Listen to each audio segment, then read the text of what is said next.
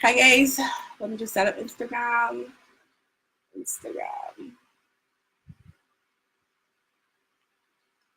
Hey. Everyone to pin the comment. The topic for tonight is how to deal with a difficult boss. I'm trying to pin the comment. Okay. Hey guys. Difficult. Can't see nothing.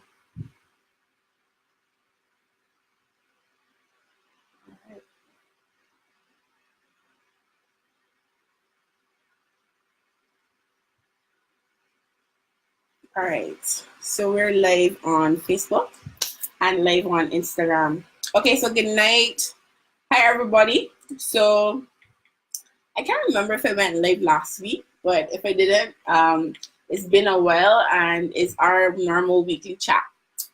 The topic for today is how to deal with a difficult boss. Now, we all had some type of experience with dealing with a difficult boss, and I just thought I would share a few tips on how to deal with or manage a manager or a supervisor that may seem impossible to get along with. They may seem like if they can't get along with people. And everybody knows that if you have to work with somebody or if you have to work with a supervisor or manager that make your life difficult or make your work environment uncomfortable, it is going to be harder for you to do your job if you have to deal with a difficult boss on a daily, weekly, or monthly basis. So tonight's live, we're gonna address how to deal with a difficult boss. I'm trying to go live on Instagram and Facebook at the same time. So if you're on Facebook and you're watching and you could join us on Instagram, this will make my life so much easier. But I'm gonna try to give both attention. Okay, so the first step to dealing with a difficult boss is being professional. It might be hard to do because sometimes people are difficult for no reasons. So it is safe to say, I think we take things a bit too personal. So we might have a boss who is mean to us or probably isn't approving our vacation in the time that we want it approved, or probably isn't giving us time off to go to our children's appointments, or probably is being like real nitpicky at things that we submit in terms of projects or assignments. And that is upsetting for some people.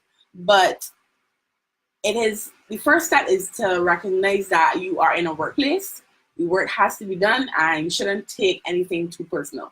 Your boss is a human just like you, and they could be going through things in your life. They could be going through marital problems. They could be going through financial challenges. There are different triggers that cause people to behave or react different ways towards other people. Some people might not even notice that their behavior has changed towards their employees or towards people that they're interacting with.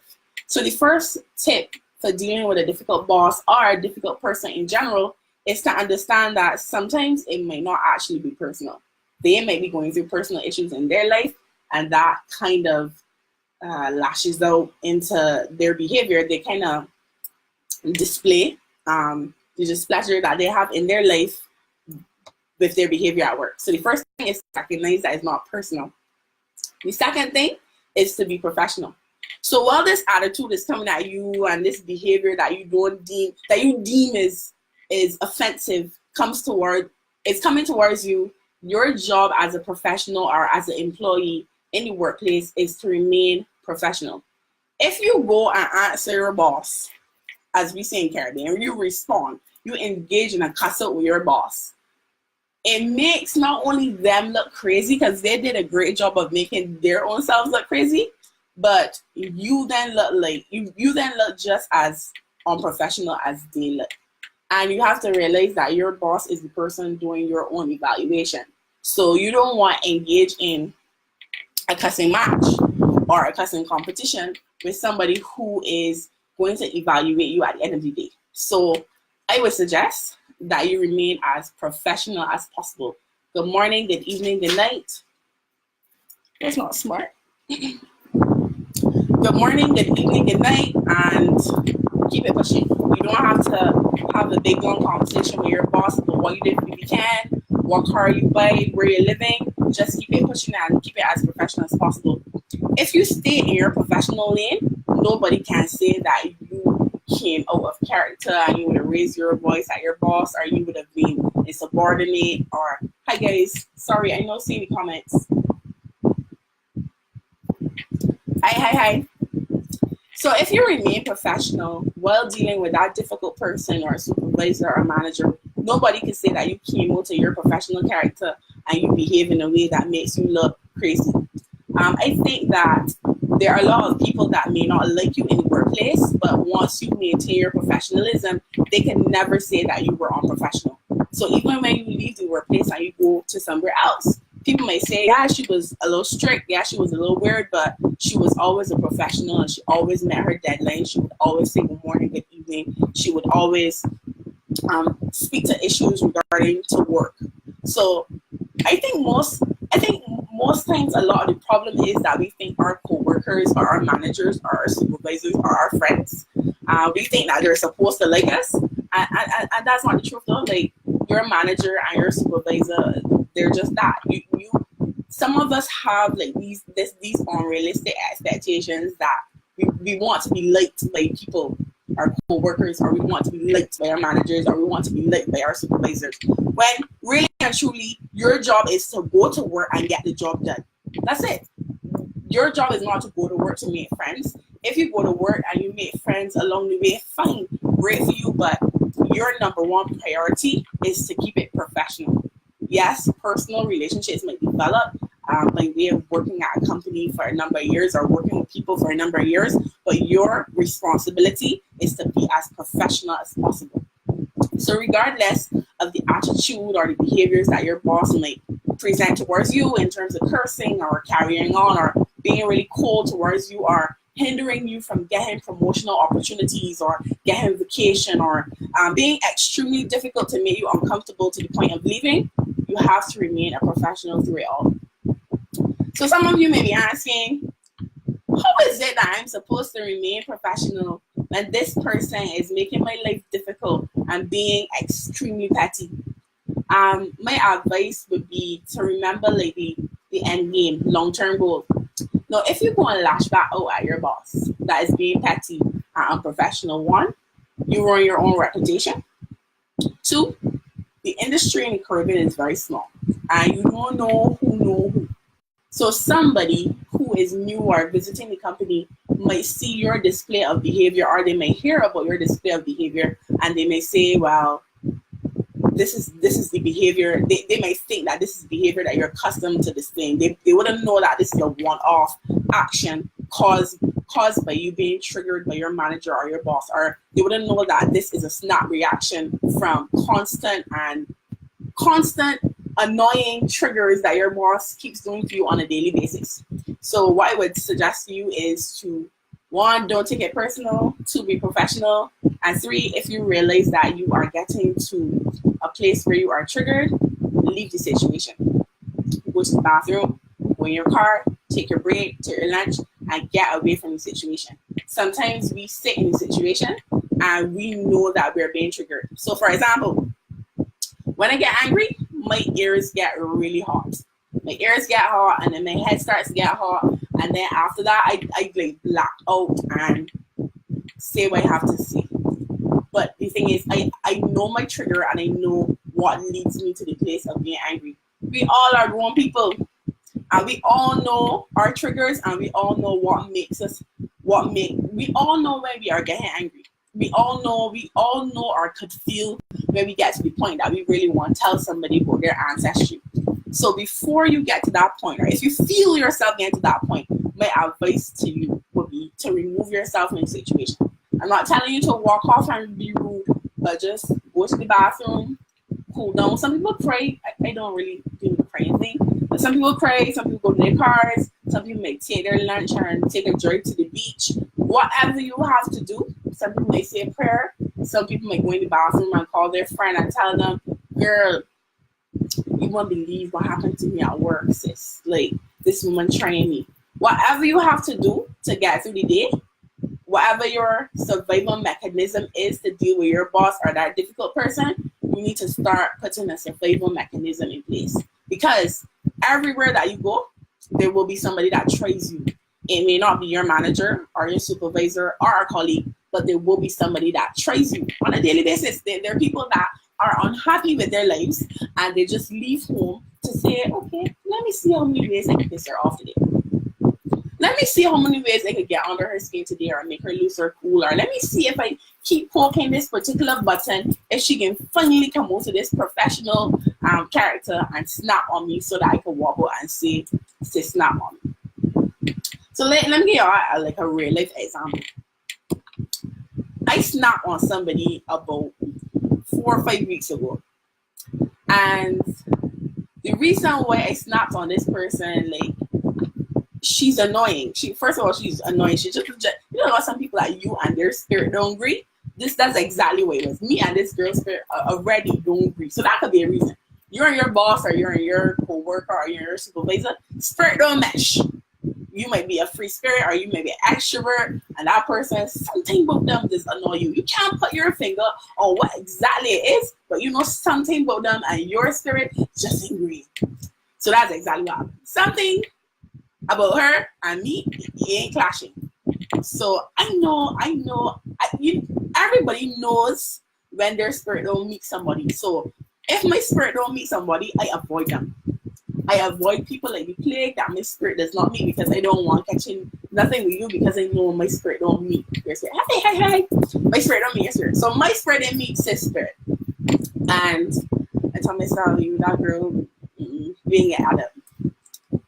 Sis proceeds to, I don't want to get specifics because they might work it out. Some people might work out who it is. So let me do it real vague.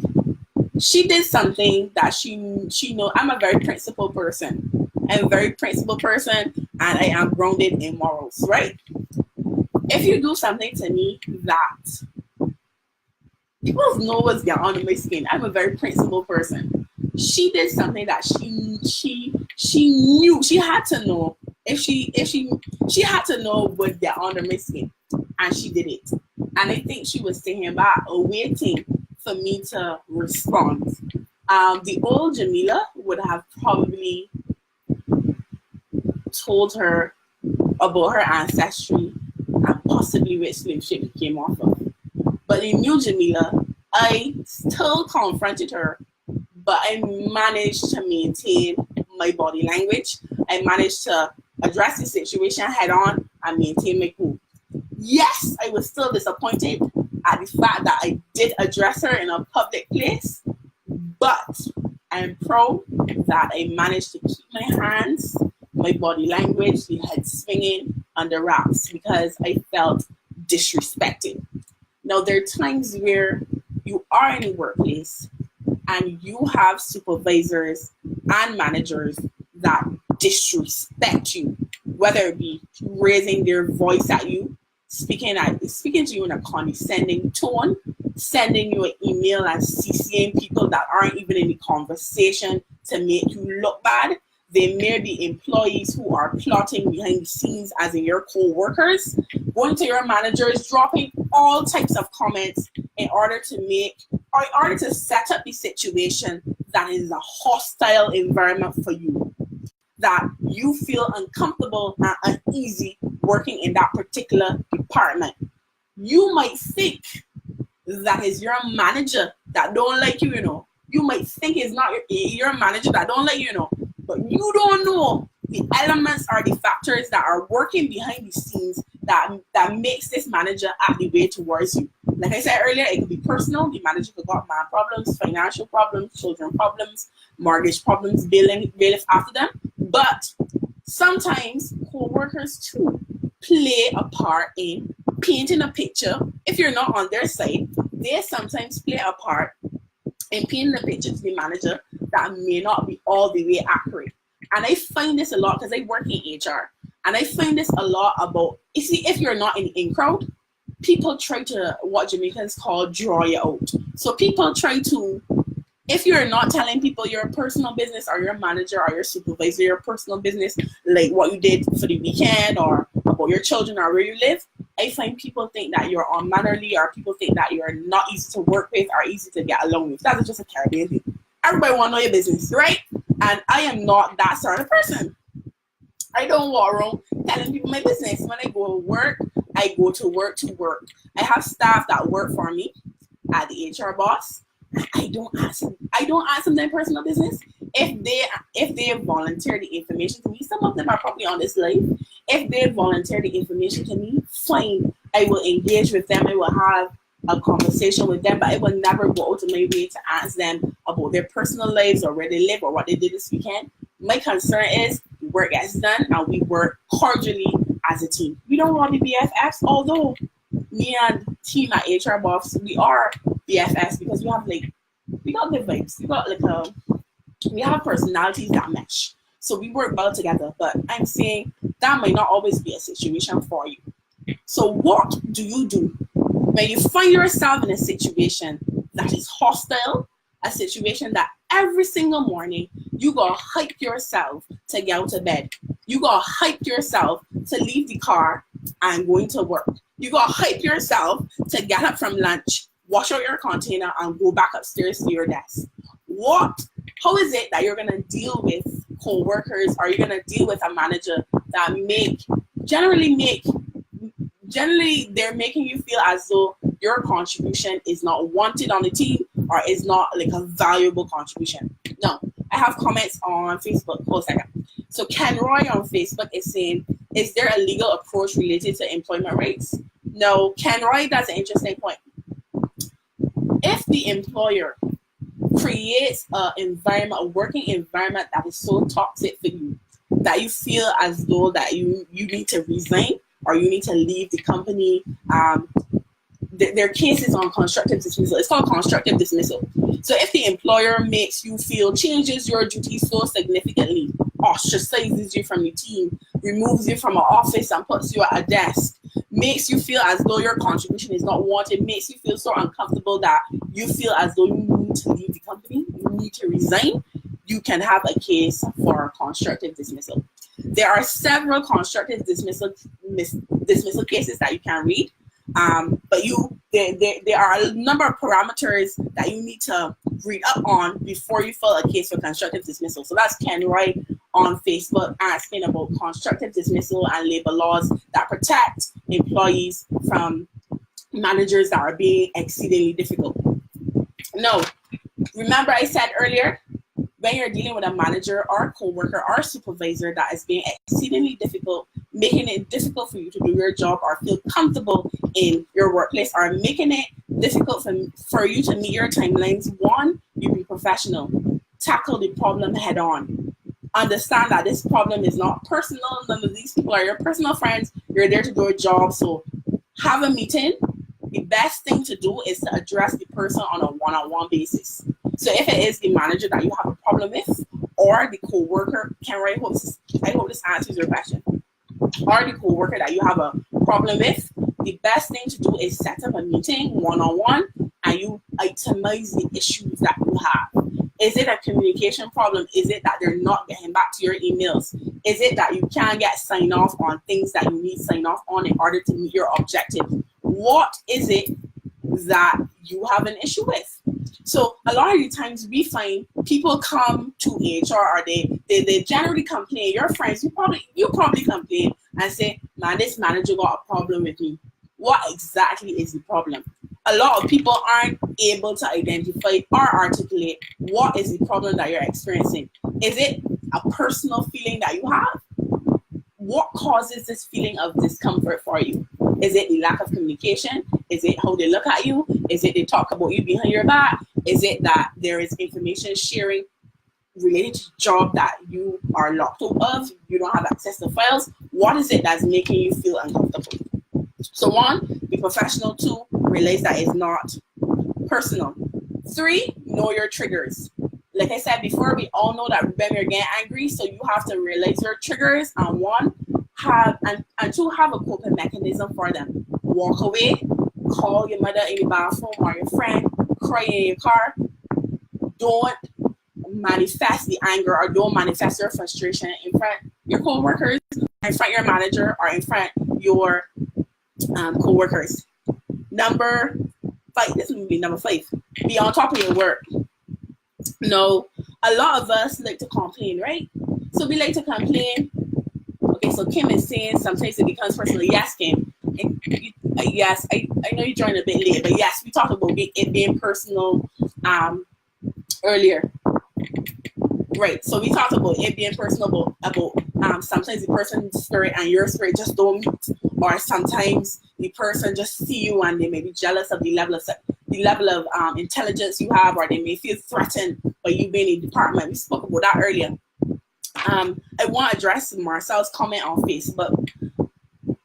Being on top of your game in terms of your deadlines is important. You cannot. Sometimes managers are on you, yes, and they're difficult, but you can, in a situation where you know people are on you and people are watching you, this is not the time that you can slip up. You can't slip up at this time. You have to be on top in terms of your deadlines, and you have to send emails and document everything that you request in email form, so that there is a paper trail. So that if anything happens, if there is a cause for termination, or you're invited to a meeting, you have the relevant evidence to show that you have been requesting files, or you have been following up on a specific a project, or you've been seeking specific approvals for a particular thing. So make sure when you're dealing with people that make your job difficult, co-workers, supervisors, or managers, that you document. Documentation is important. Sometimes there will be employees that have great cases, but when it comes to showing the evidence to support their claim, there is no evidence, because people pick up the phone and call or have face-to-face conversations, and there's nothing wrong with a face-to-face conversation. But at the end of the day, go back to your computer, open an email, and say, as per our face-to-face meeting on April 3rd, kindly note that this was agreed. It is called covering your backside. So in situations where you are dealing with people who you think are out to get you, or out to set you up, or you're not sure their intentions towards you, it's always best to document. I have 2 questions. Okay, so Marcel on Facebook is saying, great advice. I was talking about this today. It makes work harder when others are making you feel disrespected. So we have 2 questions on Instagram. Oh, wait. Wait, I can't do. All right, wait. Okay, so becoming the best version of me is asking, I was told by someone at the Labor Department that I can't have a case as my 6 months is up, and therefore, as I haven't been with the company for a year, I have... Okay, I'm not saying the whole of that question. So if you could type the question in the actual text box that I can read the entire question, I would be grateful for that.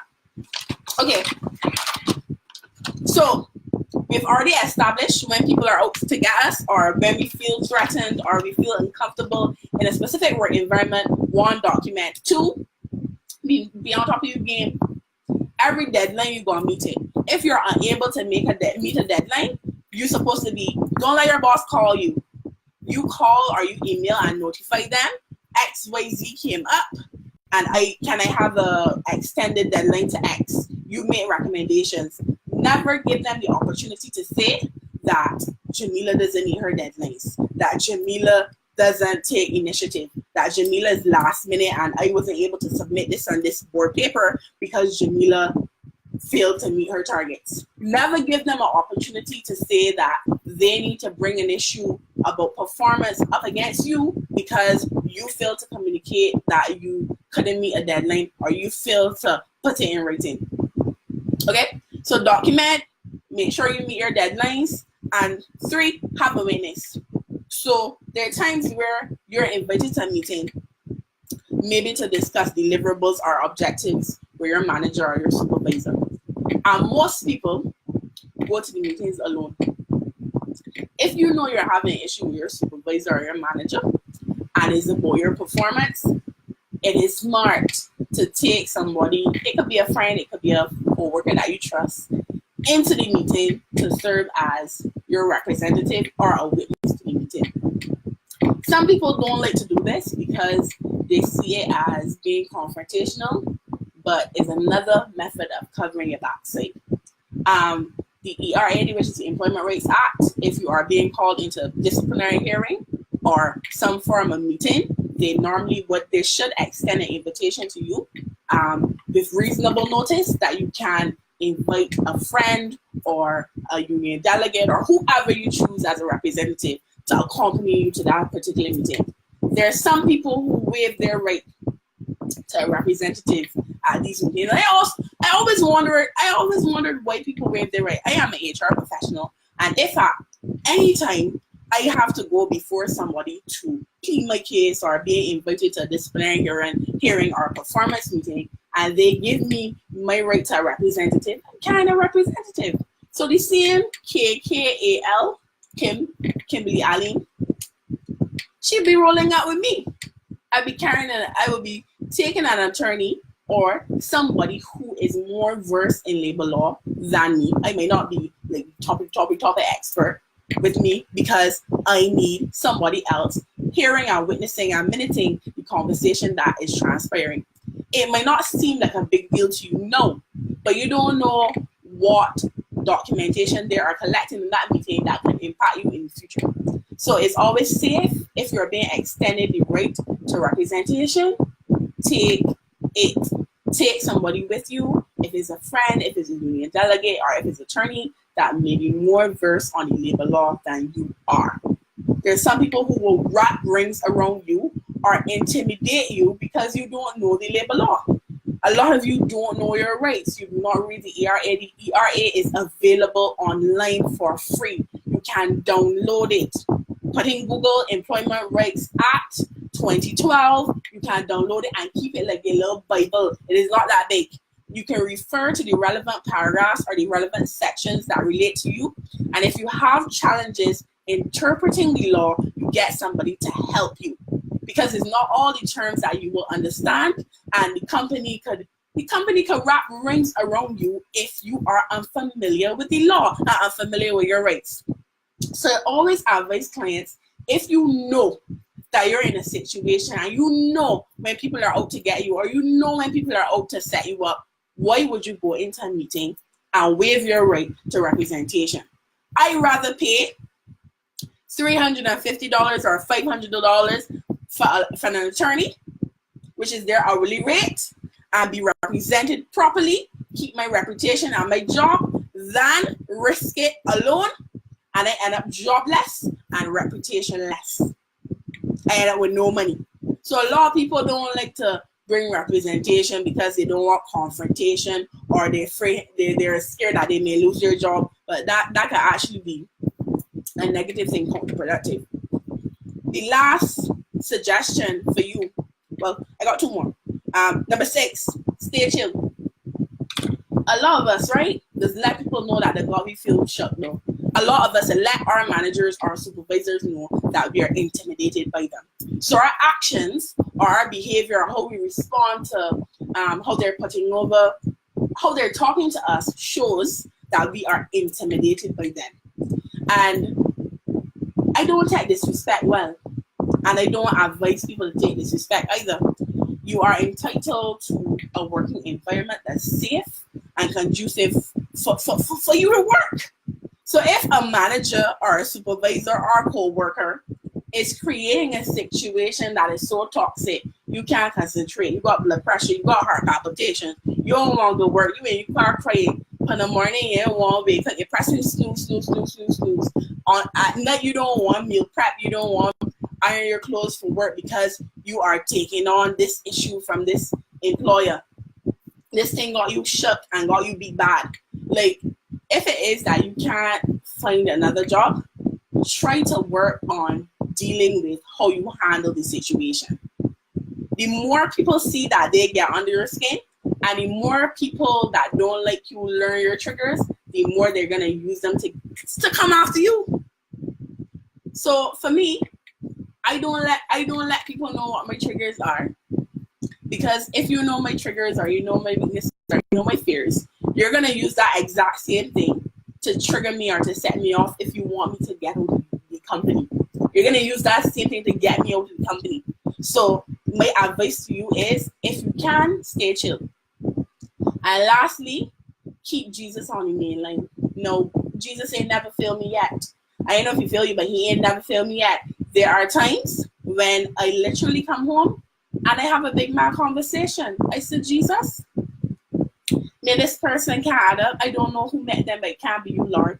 But I know that I have income to make and I got bills to pay. So I'm going to need you to find a way and figure this out. I'm going to need you to show up on my behalf the same way you showed up for Moses and the same way you showed up for the people of Israel. I'm going to need you to show up and make a way in this job or in this particular situation, because I am your child and you promise that you will never forsake me or you will never have me begging for bread. Okay? So I'm going to need you to somehow work on this person, and I call them by name, and I tell God exactly what the situation is, because sometimes there is a more going on behind the scenes with that person that we might not even be able to understand. There's some people going through so much personally. They might be going through deep depression. They may be going through suicidal thoughts. They may be going through a rough divorce. They may be going through financial problems that you don't even know. And they're unaware of how, of the vibe that they're giving off. And they're unaware of how it's affecting you. There's some people that are just not emotionally intelligent. And that is a word that is thrown around quite often in Barbados and in Caribbean in general. I don't really think people know what it means. But a lot of people aren't self-aware of how their actions or how their emotions come off and affect other people. But I really believe in vibe and energy and your energy being, I believe in the law of attraction, and the energy that you give off, you get back the same energy. Now, if you're in there getting off bad vibes, and I am there in the office with you, obviously, again, I feel in some of you bad vibes on me. So I think that some things, what you cannot control by professionalism, what you cannot control by staying chill, what you cannot control under the protection of the labor law, you got control under the protection of the blood of Jesus. That's it for me. So what I can't control in terms of my professionalism, I put before the Lord and ask him to fight my battles, because there are some people that only Jesus can handle and fix. There's just some people that just, their mission in life is to make people miserable. Their mission in life is to see if they can get people to be as miserable as they are. And that's not the path that I am on. I'm on the path of empowerment and encouraging people. I'm pouring into people and people pouring into me, and we all making it together. But there's some people that just ain't on that same path as you.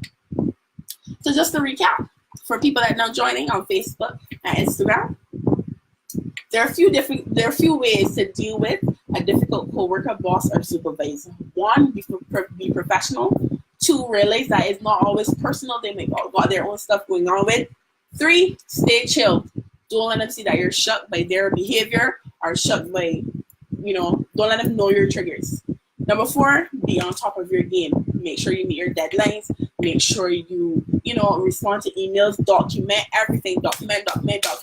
Where there is need for representation, make sure you have your 350 and your lawyer on call. Make sure you have your 350 and your lawyer on call for anything that pops off. Number 4, okay, I already said number 4. Number 5, keep Jesus on the main line. Anything that you can't handle, take to God in prayer.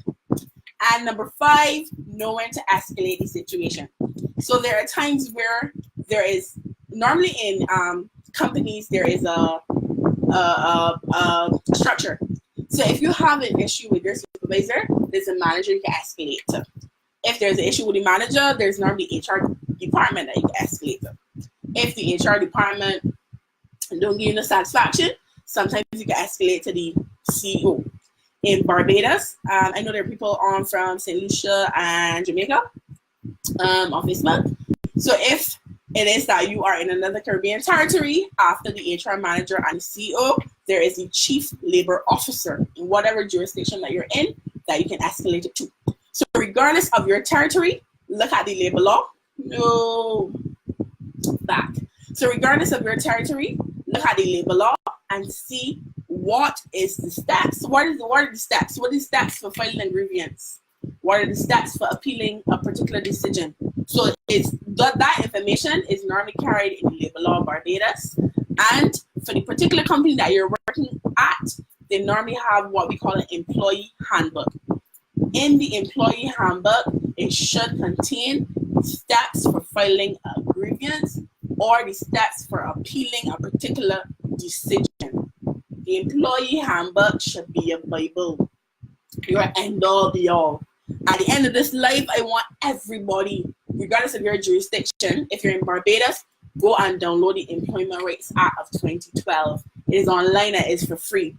Every employee should have an Employment Rights Act on their phone or their computer or printed. It is not long. Knowing your rights is one of the most important things that an employee can do. If you do not know your rights, your manager, co-worker, supervisor, anybody can tell you anything that's in the labor law, or they can disrespect you in any way without you knowing what covers you or basically what protects you under the law. So I want to thank you all for joining today.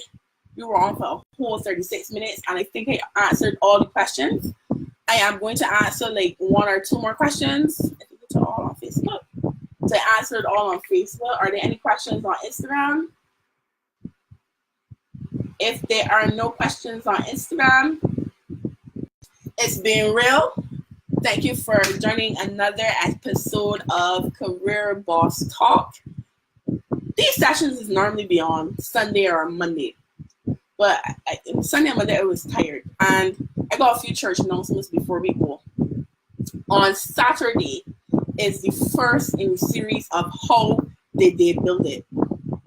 And in 2016, I already told my entrepreneurship story already. In 2016, I had one of them moments where I was over people, I was over bosses, I was over co-workers that being mean and nasty. And I started my own business, which is the HR Boss. And almost 3 years later, yeah, we can be in June. Almost 3 years later, I am so happy that I decided to start a side hustle. Because now, nobody can hold a job over my head, hold income over my head, hold my ability to provide for myself or my family over my head. I determine how much income I make. I determine the level of vision I could do for my family or myself because I have this stream of income. And I know that some of you have amazing ideas, but you don't know where to start or you don't know like how to figure out where to go for funding, how you don't know how to run a business, point blank. So on this Saturday, April 6th, we are bringing together 5 amazing entrepreneurs. We have Jamal Hall from Bar Cutters. I don't know if you've ever heard of Jamal Hall. Jamal Hall has revolutionized roadside vending, you can say, food trucks. So he is a pioneer of food trucks in Barbados. Bar Cutters they're known for their pulled pork fries. And he does an amazing job of engaging his audience on social media, and they have turned that passion project for pork into a profitable business. And he left his 9-to-5 to go into this business full time. So Jamal is one of the panelists. We have Janae Padmore, who is the owner of Culture by Janae, and she's going to be also on the panel. She designs these beautiful African neck pieces, these tribal prints. And Janae is actually performing at Barclays Center tonight. She's dancing with the Brooklynettes. So Janae comes back on Thursday night, which is tomorrow. And Janae is super excited to share her experience being a professional dancer and an entrepreneur. And again, leaving her 9-to-5 in the hospitality industry to run and start a business full time and having this business fund her passion for dancing. Number 3 on the panel is Marie Theodore. She's the owner of Magnific Hair. So if you are into Remy and you're into beauty and fashion, Marie has built an empire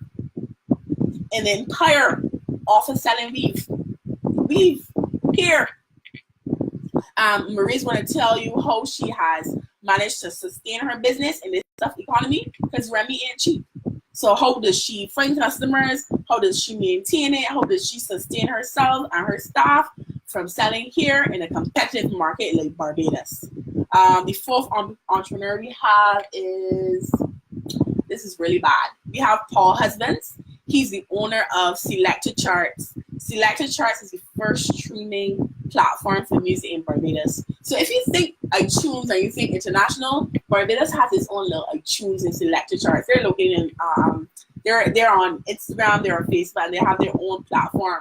So the core goal and mission of Selected Charts is to get Barbadian music and Caribbean music out to the world on our own streaming platform.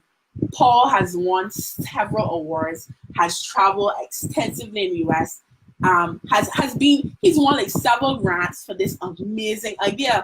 And what's interesting is Paul was full-time at the Barbados Advocate when he came up with this idea. It was just the idea, and he pitched the idea and he won $5,000 to start this idea. So what I'm saying to you guys is you never know what idea that you're sitting on that could be the next big thing. You just need to know where to go for the funding, how to start it, and how to actually run the business. The last entrepreneur we're going to have is Shakira Burton. She's the owner of Ivy's Treats, which is a small bakery. Shakira has found a way to diversify and stand out in this market where everybody seems to be baking, everybody seems to be making cupcakes, but she's found her specific clientele and her specific lane, and she's going to share how exactly she balances working a full-time demanding job with a Big Four firm and running a business. So we got 10 tickets left, people. So if you're interested and you fed up, you watch this live tonight and you're dealing with toxic boss and supervisor and co-worker, and you're interested in figuring out if this idea that you have or you always had was kind of lucrative, or you won't go just to get inspiration to light some fire under your backside, we got 10 tickets left. I'm going to post the poster. The link is in the bio. You can pay at the door.